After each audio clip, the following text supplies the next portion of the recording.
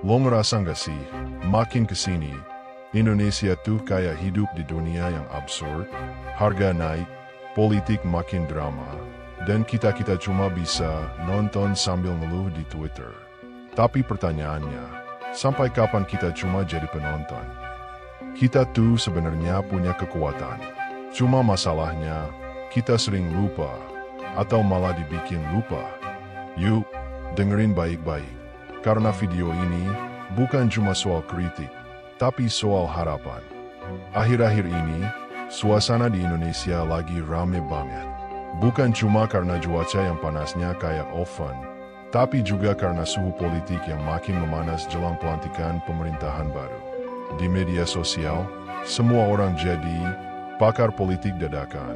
Mulai dari emak-emak grup WhatsApp sampai anak kos yang ngandelin wifi tetangga. Di sisi lain, urusan dapur makin bikin pusing. Harga sembako naik, minyak goreng susah dicari, dan kalaupun ada, harganya bikin jantung deg-degan. Ironisnya, yang disalahin malah TikTok Shop. Padahal mama belanjanya karena diskonnya lebih masuk akal daripada di warung biasa. Tapi ya begitulah, solusi kadang lebih sibuk diatur dari atas tanpa dengar suara di bawah. Belum lagi isu lingkungan. Hutan makin gundul, polusi makin tebal, tapi pembangunan jalan terus kayak nggak ada remnya. Demi kemajuan, katanya. Tapi kadang kita lupa, maju buat siapa? Dan tentu saja, netizen Indonesia nggak pernah absen. Setiap isu langsung viral, diulas, diparodikan, sampai dibikin meme. Lucu sih, tapi kadang sedih juga, karena kita lebih sering ketawa daripada duduk serius ngebahas solusi. Yang paling bikin geleng-geleng sih sebenarnya masalah kepercayaan publik. Banyak orang udah mulai skeptis sama pejabat. Janji tinggal janji, realisasi entah kapan. Waktu kampanye, semua manis. Tapi pas udah duduk di kursi empuk, tiba-tiba lupa sama yang di bawah.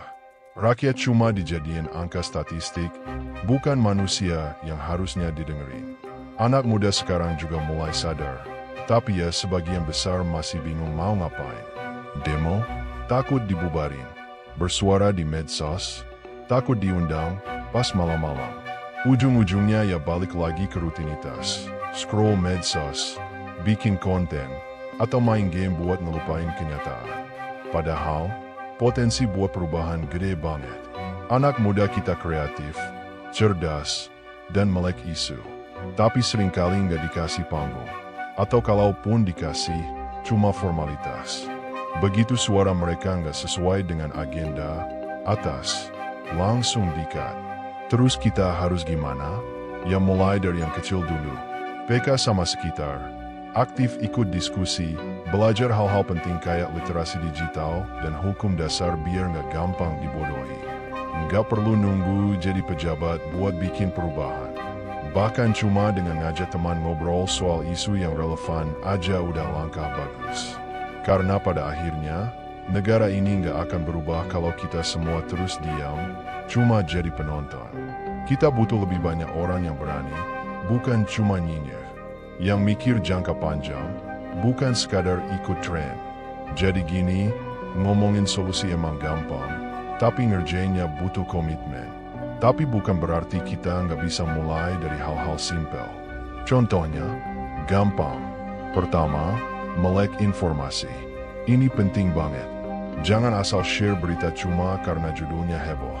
Cek dulu sumbernya, bener apa hoax. Karena, percaya atau enggak, sebagian besar kekacauan di negeri ini makin parah karena hoax yang dibiarin menyebar kayak cabai rawit jatuh ke wajan panas. Meledak kemana-mana. Kedua, belajar soal hak dan kewajiban sebagai warga negara. Nggak usah ribet-ribet dulu baca undang-undang dari A sampai Z. Mulai dari yang simpel kayak ngerti proses pemilu, gimana APBD disusun, atau gimana cara lapor kalau ada kebijakan yang merugikan warga. Ini basic banget, tapi banyak yang masih belum ngerti. Ketiga, support usaha lokal. Kalau bisa beli dari tetangga atau warung sekitar, kenapa harus pilih yang jauh? Bukan soal nasionalisme lebay, tapi soal ngangkat ekonomi kecil biar mereka juga bisa napas. Soalnya yang sering kena getah dari kebijakan aneh itu, ya rakyat kecil, bukan pemilik saham besar. Keempat, jangan apatis. Iya, politik itu kadang bikin enek, tapi masa depan negara ini nggak bisa cuma diserahin ke yang duduk di kursi empuk. Keterlibatan warga sipil, komunitas, mahasiswa, sampai konten kreator itu penting. Kalau semua milih diam, yang bersuara cuma yang punya kepentingan. Dan terakhir, jaga solidaritas.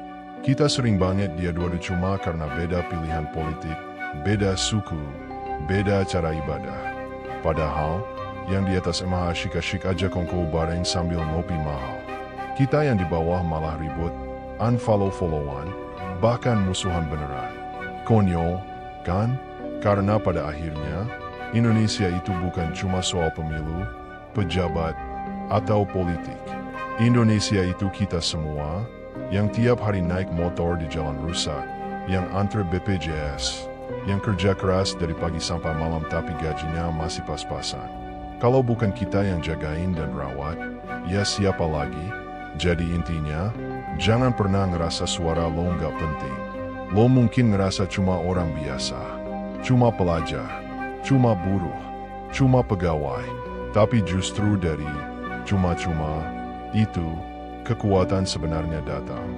Karena perubahan itu nggak datang dari satu orang yang hebat, tapi dari banyak orang biasa yang mau peduli, mau ngelangkah, dan gak capek buat ngingetin satu sama lain. Kita emang gak bisa ngubah semuanya dalam semalam. Tapi kalau satu orang aja bisa nyalain satu lilin kecil di tengah gelap, kebayangkan kalau jutaan orang kayak kita juga nyalain lilin yang sama. Mungkin Indonesia nggak bakal langsung terang, tapi setidaknya nggak segelap sekarang. Dan kalau lo lagi capek, kecewa, atau ngerasa negara ini makin absurd, nggak apa-apa. Tarik napas, rehat sebentar. Tapi jangan berhenti peduli, karena kita bukan generasi yang gampang dibodohi, bukan generasi yang cuma bisa viral-viral doang. Kita generasi yang ngerti bahwa perubahan nggak datang dari nunggu, tapi dari gerak bareng-bareng. Lo ngerasa nggak sih, makin kesini, Indonesia tuh kayak hidup di dunia yang absurd, harga naik, politik makin drama, dan kita-kita cuma bisa nonton sambil ngeluh di Twitter. Tapi pertanyaannya, sampai kapan kita cuma jadi penonton?